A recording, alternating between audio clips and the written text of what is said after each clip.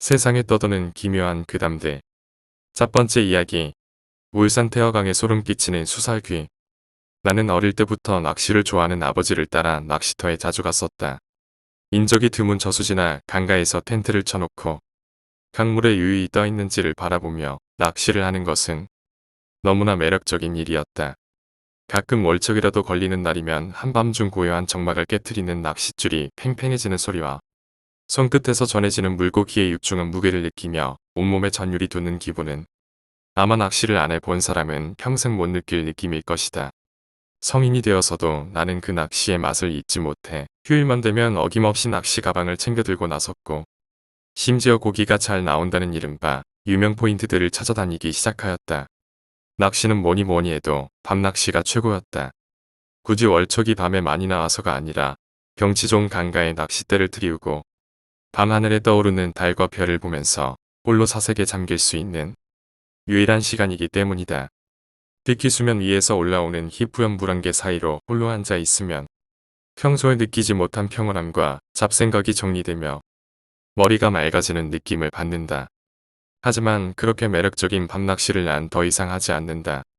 몇 년 전 내 일생에 처음 겪어본 끔찍한 일을 당하고 난 이후 절대로 밤낚시를 가지 않게 되었는데 지금부터 그 얘기를 시작하려 한다. 그 당시 우리 둘 다 아직 미혼인 총각들이었기 때문에 휴일이면 같이 낚시를 다니곤 했다. 그날은 아마 금요일이었을 것이다. 회사 동료는 낚시하기 아주 좋은 곳을 발견했다면서 흥분된 목소리로 나에게 같이 가자고 하였다. 그곳은 바로 울산에 있는 태화강이라는 곳이었다. 태화강은 예전부터 빼어난 절경으로 여름이면 물놀이 인파들로 북적이는 곳이고 태화강 상류 쪽으로 올라가면 선바위라는 큰 바위 하나가 있는데 수심도 그리 깊지 않고 고기가 잘 나온다는 것이었다. 하지만 그곳은 낚시 금지 구역이라 적발되면 벌금을 물어야 하기 때문에 저녁에 퇴근하고 밤에 가서 새벽에 철수하자고 하는 것이었다. 원래 낚시 금지 구역에서 낚시를 하면 안 되는 줄 뻔히 알았지만 괴물 욕심에 눈이 멀었던 나는 짜릿한 손맛을 볼 수 있다는 기대감에 흔쾌히 승낙하고 준비를 서둘렀다. 퇴근 후 부랴부랴 집에 와서 낚싯제비를 챙겨 동료차로 태화강 부근에 도착하였다. 듣던 대로 강 주변에는 대나무 숲이 펼쳐져 아주 아름다웠고 한여름이라 그런지 날이 저물었는데도 여기저기 사람들이 많이 있었다. 동료는 해마다 이맘때쯤이면 여기서 사람들이 귀신 분장을 하고 대나무 숲에서 공포체험 같은 것도 한다고 했다. 우리는 차를 타고 상류 쪽으로 올라갔고 드디어 포인트에 도착하였는데 내 눈앞에는 순간절로 감탄이 나올 정도의 절경이 펼쳐져 있었다. 깎아지는 듯한 기암절벽으로 이루어진 그곳은 한눈에 봐도 명당 포인트 같이 보였다. 서둘러 장비를 챙기고 평평한 곳에 자리를 잡고 저녁을 안 먹고 온 터라 간단히 라면에 소주 한 잔을 마시고 낚시를 시작하였다.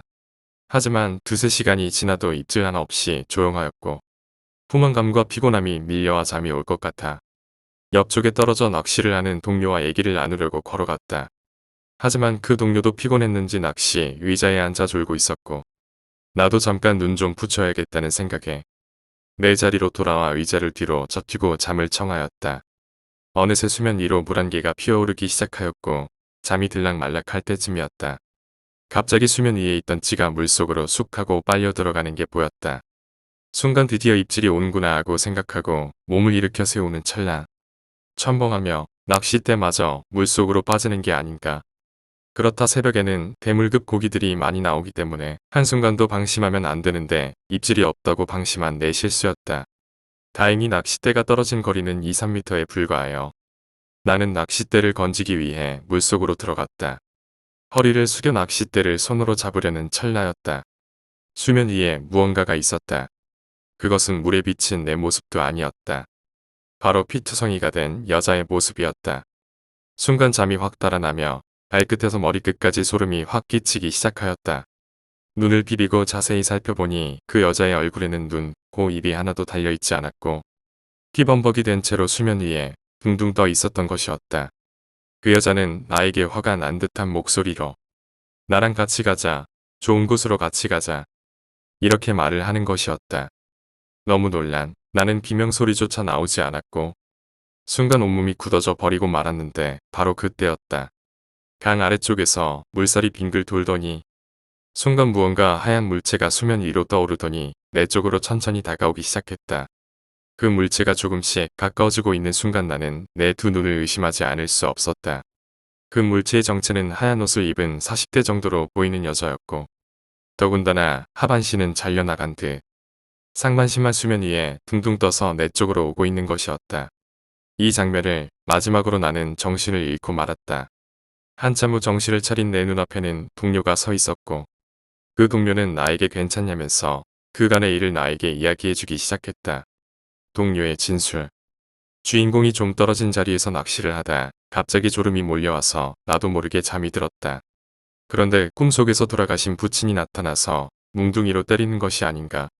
그래서 놀라서 잠을 깨고 말았는데 잠에서 깨서 주인공이 있는 쪽을 보니 분위기가 이상하고 냉랭하고 찬 기운이 느껴졌다. 가까이 다가가 보니 주인공은 이미 물속 허리 부분까지 들어가 있는 상태였다. 눈동자도 완전히 풀려서 정상이 아니었다. 그 상태에서 물 위에는 이상한 안개 같은 큰 여자 형상이 보였고 나는 순간적으로 반쯤 물에 잠겨서 헤매는 주인공을 건져내고는 한 손으로 어깨에 둘러매고 정신없이 큰 차길 쪽으로 뛰어나왔다. 우리는 그 길로 곧장 집으로 돌아왔고 나는 그때의 충격으로 인해 다시는 밤낚시를 가지 않았다. 에필로그. 어느 날 주말이었다. 한가로이 TV를 틀어놓고 맥주 한 잔을 먹고 있었다. TV에서는 엑소시스트라는 프로그램이 방영 중이었는데 어디서 아직은 광경이 나왔다. 자세히 보니 그곳은 바로 내가 갔었던 태화강이었던 것이다. TV에 출연한 퇴마사들은 그곳에 수설기가 있다는 말을 했고 나는 그 말을 듣는 순간 그때의 악몽이 다시 떠올랐다. 내가 본 것은 과연 무엇이었을까? 뒤늦게 안 사실이지만 해마다 그곳에서는 크고 작은 익사사고들이 빈번하게 일어난다고 한다. 지난 10년간 그곳에서 목숨을 잃은 사람이 100명 가까이 된다.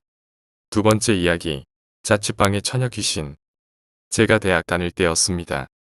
대학가 주변에는 지방에서 올라온 학생들이 인근에 자취를 하였고 저는 집에서 통학을 하는 관계로 친구들과 술을 먹다 버스 시간 놓치면 친구나 선배 자취방에서 자고 가는 일이 비일비재하였습니다. 지난 글을 읽어보시면 알겠지만 제가 가위를 눌린 후 두세 달 정도 뒤에 일어난 일입니다. 그 당시에는 대학가 분위기가 공강 시간이나 저녁 시간에 당구장에서 당구를 치는 문화에서 스타크래프트라는 엄청난 게임의 탄생과 더불어 PC방이 본격적으로 생기면서 PC방 문화로 바뀌는 과정이었습니다. 군대 제대 후 갓 복학했던 저는 원래 온라인 게임을 싫어했는데 우연한 계기로 와우라는 무시무시한 게임을 접한 이후로 거의 PC방에서 살던 때가 있었습니다. 그 당시 자취를 하던 1년 선배가 있었는데 저의 권유로 같이 와우에 빠져서 야간 정액권 끊어서 나란히 앉아서 게임을 하던 시기였습니다. 전에 제가 방에서 귀신을 본 후 그 선배가 우리 집까지 와서 같이 잠을 자기도 했고 선배 자취방에도 친구들과 자주 놀러 가기도 했었는데 하루는 선배가 학교에서 어두운 표정으로 걸어오더군요. 저는 친구 한 명과 같이 있다가 선배가 오자 인사를 했는데 우리 쪽으로 오더니 대뜸 오늘 자기 방에서 같이 자면 안 되겠냐고 물어보는 것입니다. 그때 선배는 고향 친구랑 둘이서 같이 살고 있었기 때문에 저랑 친구는 무슨 일이 있나 하고 선배에게 왜 그러냐고 물었습니다. 그랬더니 선배가 한숨을 푹 쉬면서 하는 말이 내 방에 처녀 귀신이 있다 라고 했습니다. 내막은 이렇습니다. 선배는 전에 살던 자취방이 계약 기간이 끝나 방학 때 좀 더 싼 방으로 이사를 가게 되었고 그 방은 월세가 싼 대신에 반지하에 있어서 햇볕이 잘 안 드는 구조였습니다. 선배 방에서 잠을 자면 해가 떠도 컴컴해서 밤인지 낮인지 잘 구분이 안 될 정도였죠. 이사를 간 지 일주일 정도 지났는데 자다가 눈을 떠보니 싱크대 쪽에 무언가 검은 물체가 보이더랍니다. 그림자인가? 잘 못 보았나 싶어서 자세히 보니 긴 생머리의 웬 여자가 싱크대 앞에 웅크리고 앉아 있었답니다. 그 전까지만 해도 그 선배는 귀신 같은 거 안 믿었습니다. 물론 제가 귀신 봤다는 얘기를 해도 안 믿었었죠. 깜짝 놀라서 방에 불을 켜니 귀신의 형체는 온데간데 없었고 그냥 헛것을 봤나 하고 넘어갔는데 다음날도 잠을 자다가 누군가 자기를 지켜보는 듯한 느낌이 들어서 실눈을 뜨고 옆을 살펴보니 그때 그 귀신이 선배 옆에 웅크리고 앉아서 자는 모습을 지켜보고 있더랍니다. 같이 사는 친구에게 얘기를 해보았지만 꿈을 꿨거나 잘못 봤을 거라고 대수롭지 않게 넘기더랍니다. 아무튼 그 사건 이후로 선배는 밤에 잠을 안 자려고 저와 같이 밤새도록 PC방에서 게임을 하다 집에 들어갔는데 그것도 하루 이틀이지 며칠 동안 그렇게 무리를 하자 선배는 결국 몸살에 걸리고 말았습니다. 이때까지만 해도 선배는 우리에게 귀신을 봤다는 이야기를 꺼내지 않았습니다. 저도 물론 며칠간 밤새워서 게임을 하니 피곤해서 안색이 안 좋은가 보다 하고 넘어갔죠. 약국에서 약을 지어먹고 약 기운이 오르자 선배는 집에 들어가서 이불을 푹 뒤집어 쓰고 일찍 잠을 잤는데 시간이 얼마나 흘렀을까. 열이 너무 올라서 선배는 잠에서 깨었고 혼자 끙끙대며 땀을 흘리고 있었습니다. 그러자 옆에서 왜 그래 어디 아파? 라며 걱정스러운 목소리가 귓가에 들려왔고 선배는 당연히 친구가 물어본 줄 알고 비몽사몽간에 응하고 대답을 했답니다. 대답을 하고 채 5초도 되지 않아 선배는 등골이 오싹해지면서 잠에서 확 깨게 되었는데 그날은 주말이라 선배 친구는 고향에 내려가서 썼던 것이었습니다. 그럼 어디 아파? 라고 반복해서 되묻던 그 목소리의 정체는 네 그렇습니다. 바로 그 처녀 귀신이 선배 귓가에 대고 속삭였던 말이었던 것입니다. 결국 그 사건 이후로 선배는 룸메이트가 집을 비웠을 때 우리를 찾아와 자기 방에서 같이 잠을 자 달라고 부탁을 하였고 나와 내 친구는 재미 반 두려움 반으로 선배네 방에서 셋이서 잠을 잤지만 그날은 남자 셋이 있어서 그런지 별탈 없이 넘어갔습니다. 결국 선배는 어쩐지 반값이 너무 싸서 이상했다며 집주인에게 이야기를 하고 다른 곳으로 이사를 가게 되었고 그 이후로는 처녀 귀신을 볼 수 없었습니다. 시간이 흘러 종종 그 이야기가 나오면 귀신이 외로워서 그랬을 거라고 웃으면서 말을 하게 되었지만 당시 그 선배는 너무나 무서웠다고 지금까지도 말을 하곤 합니다. 세 번째 이야기, 할아버지가 보고 싶습니다. 어렸을 때부터 부모님께서 맞벌이를 하셔서 저는 외할머니, 외할아버지 손에서 자랐습니다. 외가 쪽에서는 제가 첫 손녀였기에 할머니와 할아버지의 사랑이 각별했어요. 많은 사랑을 받은 만큼 저 또한 할아버지, 할머니에 대한 사랑이 컸고요. 할머니는 다혈질이신데다가 감정을 밖으로 표출하시는 걸 좋아하시는 반면 할아버지는 조선시대로 치면 선비 같은 스타일의 분이셨어요. 싫은 일을 하실 때에도 절대 내색하지 않으시고 싫은 소리도 안 하시고 본인이 손해보시면서도 남에게 좋은 일 하시는 분이셨어요.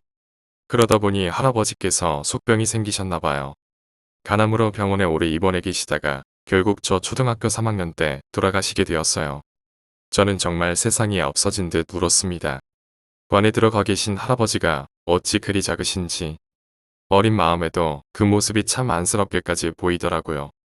엄마에게 할아버지 빨리 저기서 꺼내라며 엉엉 울었어요. 그리고 49제 때 저는 조금은 진정된 마음으로 절에 갔습니다. 저희 외가가 불교라서 절에서 제를 지냈거든요. 할아버지 좋은 곳으로 가시라고. 여기서 나쁜 것들은 병으로 다 버리고 가셨으니까 거기서는 좋은 생각만 하시라고. 저를 열심히 하다가 문득 앞을 보았는데 할아버지 영정사진이 저를 보고 인자하게 웃으시는 거예요. 분명히 봤어요. 사진에 입꼬리가 올라가며 웃으시는 그 모습을 보니 할아버지 잘 가고 계시겠구나 하는 생각이 들더라고요.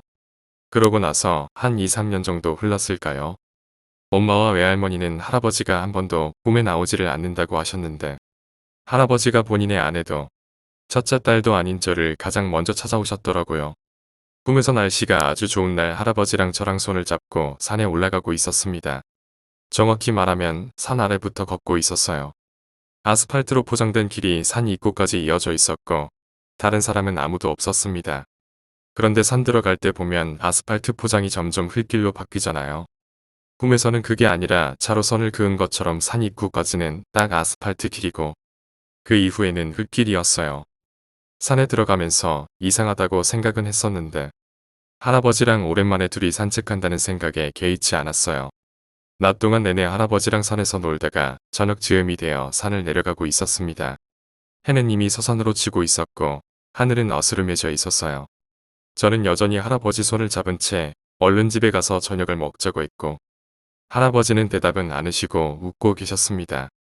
그렇게 다시 산 입구로 돌아와서 제가 아스팔트에 오른쪽 발을 딱 디디자마자 할아버지가 흙길 쪽에 우뚝 서서 안 움직이시는 겁니다. 저는 다시 오른쪽 발을 들여놓고 할아버지를 올려다보며 할아버지 왜 안 가 빨리 가서 밥 먹어야지 하고 천진난만하게 할아버지 팔을 잡아 끌며 다시 아스팔트 쪽으로 나갔는데 할아버지는 여전히 요지부동이셨어요. 할아버지는 저를 보시며 그 인자한 미소로 할아버지는 여기서 못 나가. 얼른 가서 저녁 먹거라. 하시는 겁니다. 제가 다시 흙길 쪽으로 들어가려 하자. 너는 여기 들어오면 안 돼. 얼른 집으로 가거라. 할아버지가 여기서 널 지켜볼게.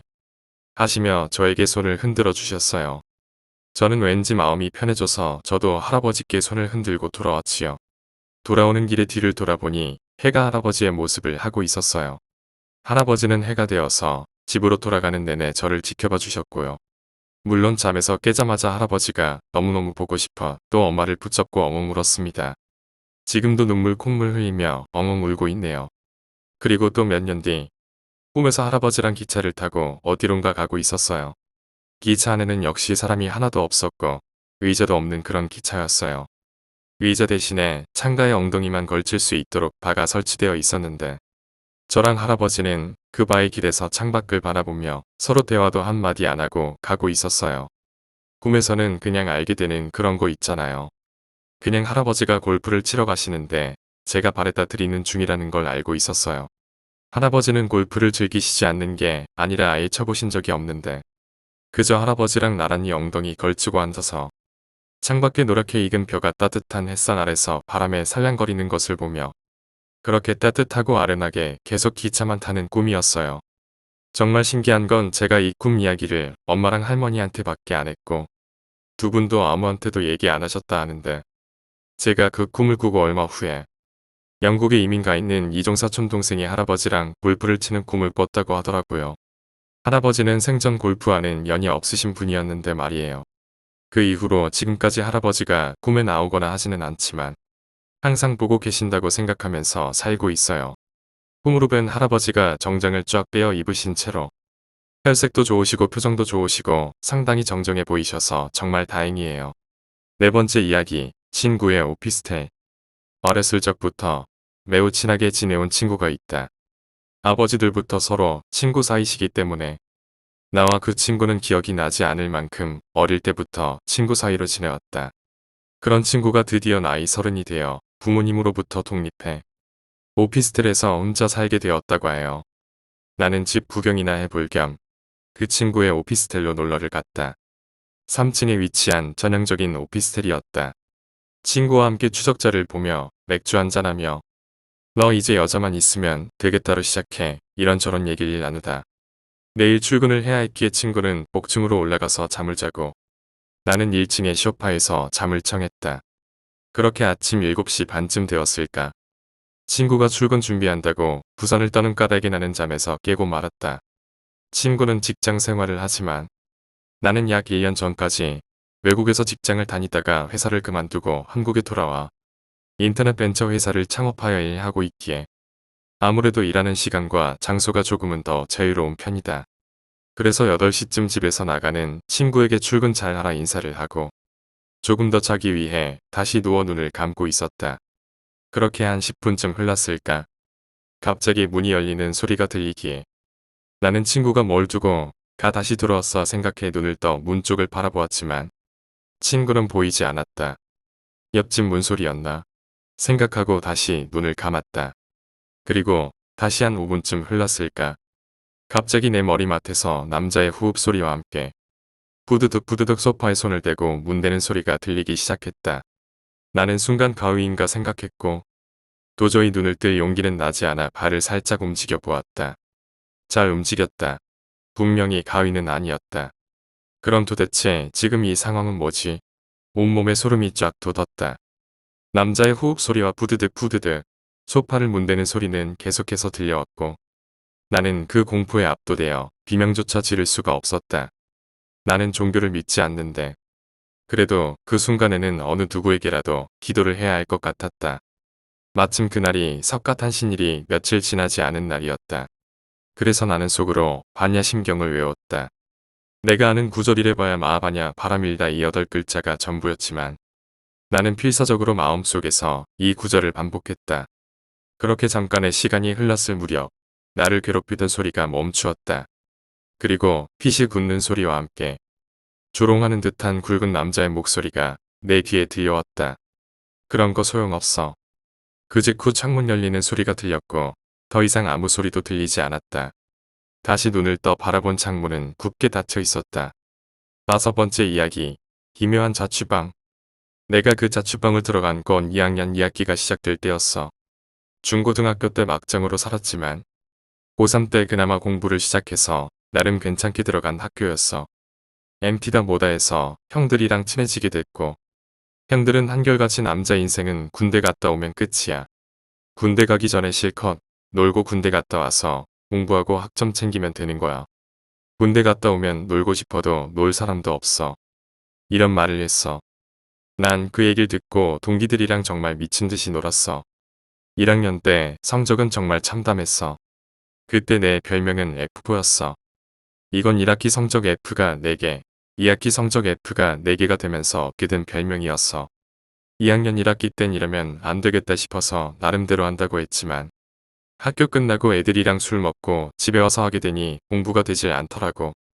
물론 지금 생각해보면 다 핑계거리지만 아무튼 2학년 1학기 땐 겨우 학고를 면할 수 있었어. 우리 학교는 학고 3개면 퇴학이거든. 1학년 때 학교 2개 맞고 2학년 1학기 땐 간당간당하게 학고를 면할 수 있었어. 문제는 숨겨둔 성적표를 아버지께서 보시고 일어났어. 비싼 돈 들여서 대학까지 보내줬건만 까닥하다가는 퇴학 맞을 위기에 처한 날 보고 아버지는 불같이 화를 냈어. 지금 생각해봐도 그때 안 죽은 게 용하지. 엄청 혼나고 나서 아버지는 이제 어떡할 거냐고 하시더라고. 그땐 정말 정신 못 차리는 놈이었던 난 아버지께 차를 사달라고 했어. 그리고 또 얻어맞았어. 아버진 결국 고심 끝에 대학교 변방에 자취방에 날 유배를 보내버렸어. 그게 내가 2학년 2학기 때 자취방에 들어가게 된 계기였어. 처음 자취방의 인상을 그리 나쁘지 않았어. 방 한 칸에 화장실 그리고 좁은 베란다. 겨우 내 방 크기만 한 조그마한 곳이었지만 평소에 그런 거에 별로 신경 안 쓰는 나에겐 아담해서 좋네 뭐 이런 생각밖엔 안 들었어. 하지만 방 한편에 걸려있는 전신 거울은 뭔가 좀 음산한 분위기를 연출했어. 방엔 옷장, 전신 거울, TV, 책상, 침대 그리고 집에서 가져온 컴퓨터 이렇게 있었어. 좁디 좁은 방 한 칸에 있을 건 다 있었어. 이번엔 제대로 공부 좀 해야겠다고 생각한 난 하고 있던 게임도 현찰로 다 정리했어. 그것도 꽤 나오더라고. 그리고 캐릭터는 그냥 오토를 돌렸어. 오토도 잘만 돌리면 용돈벌이로는 꽤 쏠쏠하거든. 자취방에 들어가고 2주 정도 동안은 괜찮게 생활했어. 가끔 친구들 불러서 자취방에서 소주도 먹고 학교 생활도 나름 열심히 하고 오토도 걸리지 않고 잘 돌아갔지. 사건은 자취방 들어가고 2주 정도 지난 다음에 일어났어. 그늘도 어김없이 학교 갔다가 애들이랑 호프집에서 술 한잔하고 자취방에 들어갔어. 자취방은 전신 거울 때문에 좀 음산한 분위기를 연출하긴 했지만 평소와 다를 바 없었어. 컴퓨터엔 오토가 돌아가고 있었고 다음 날에 9시 수업이 있는데 리포트를 쓰지 못한 난밤을 새우는 것보다 일찍 자고 새벽에 일어나서 리포트를 써야겠다고 생각해서 난 저녁 먹고 9시쯤에 잠이 들었지. 알람은 새벽 4시로 맞춰놨어. 물론 오토는 켜놓은 채로. 얼마나 잤을까? 갑자기 이상한 소리가 들려서 잠에서 깨게 됐어. 화장실 물 떨어지는 소리인가 했는데 그런 소리는 아닌 것 같았어. 무시하고 자려고 했는데 너무 신경이 쓰여서 잠을 못 자겠더라고. 그리고 오토도 잘 돌아가는지 수시로 확인해야 돼서 난 슬며시 눈을 떴지. 아참 자취방 구조에 대해서 말해줄게. 문 열고 들어오면 바로 앞에 화장실이 있어. 그리고 몸을 90도로 꺾으면 방이 있지. 침대랑 컴퓨터 책상은 기역자 구조로 되어 있어. 침대에 누우면 머리 옆으로 책상이 있는 거지. 그리고 책상 끄트머리에 컴퓨터가 있고 전신 거울은 내 머리와 컴퓨터 사이 맞은편에 걸려 있어. 쉽게 설명해서 내 머리와 컴퓨터 그리고 전신 거울은 삼각형으로 배치되어 있는 거지. 어디까지 얘기했더라? 아 맞다 이상한 소리가 들려서 잠에서 깼다고 했지. 잠이 깨고 나니까 소리보단 오토가 잘 돌아가는지가 걱정이더라고. 근데 침대에서 일어나기는 너무 귀찮은 거야. 잠도 덜 깨서 비몽사몽이고 그래서 앞에 있는 전신 거울을 봤지. 방이 좁다 보니까 전신 거울의 방이 다 비치거든. 그 전신 거울을 통해서 오토가 돌아가는지만 확인하려고 했지. 근데 뭔가 이상했어. 모니터는 켜져 있는데 그 앞에 뭔가 가리고 있더라고. 옆으로 빛은 퍼지는데 모니터 화면은 안 보이는 거야. 뭐지? 이상하다 하고 고개를 옆으로 돌렸어. 고개를 돌리면 모니터는 안 보이지만 그 앞에 뭐가 있는진 보이거든. 사람이었어. 긴 생머리를 하고 있었는데 컴퓨터 앞에 서 있더라고. 그리고 손으로 책상을 치고 있는 거야. 툭툭 그 소리의 정체는 저 미친 여자가 책상을 치는 소리였지. 3에서 4초 정도는 아무 생각 없이 쳐다봤어. 잠도 덜 깨서 비몽사몽인데다 이런 상황은 겪어본 적이 없어서 상황 파악이 되지 않았거든. 4초 정도 지나니까 정신이 퍼뜩 들면서 저거 뭐야 시발라는 생각이 들더라고. 그때였어. 그 여자가 갑자기 나를 향해 고개를 휙 돌리며 손은 계속 책상을 치고 있었어. 나도 고개를 돌린 상태여서 나랑 그 여자는 눈이 마주쳤지. 정말 다시 생각하기조차 싫을 정도로 너무 끔찍했어. 그 여자가 긴 생머리라고 했었잖아. 앞머리도 머리카락이 얼굴을 덮을 정도로 길더라고. 근데 머리카락 사이사이로 그 여자 얼굴을 확인할 수 있었어. 일단 눈이 엄청 컸어. 지금 생각해보니까 아마 눈꺼풀이 없었던 것 같아. 그리고 얼굴은 엄청 일그러져 있었어. 얼굴 전체에 고통스러운 듯 주름이 잡혀 있었지. 그 여자랑 눈이 마주친 순간 여자는 갑자기 미친 듯이 책상을 치기 시작했어. 쾅쾅 난 채 빨리 고개를 다시 돌리고 눈을 감았어. 처음엔 가위인가 했는데 몸이 움직이는 걸로 봐선 가위는 아닌 것 같았어. 눈 감고 미친 언제 없어져 이런 미친 이 생각만 계속 들더라고. 그 여자는 계속 미친 듯이 책상을 치고 그때 뭔가 이상한 느낌이 들었어. 가까워지는 듯한 느낌이 들었어. 내가 누운 자리에서 컴퓨터까지는 거리가 1.5m 정도 되었거든.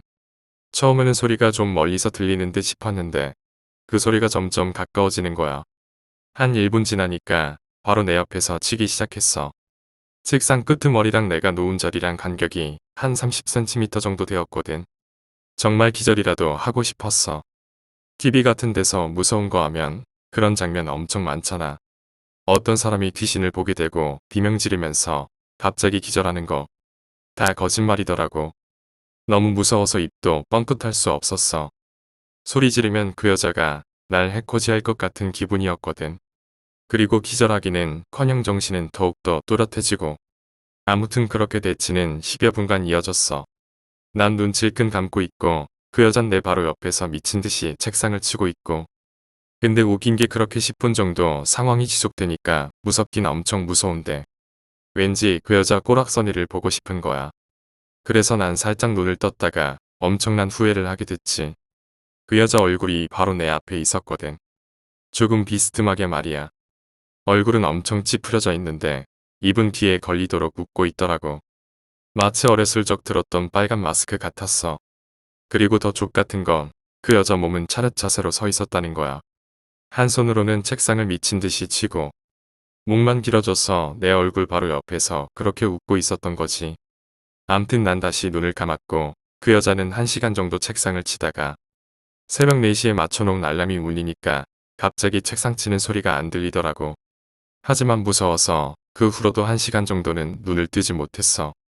내 얘긴 여기서 끝이야.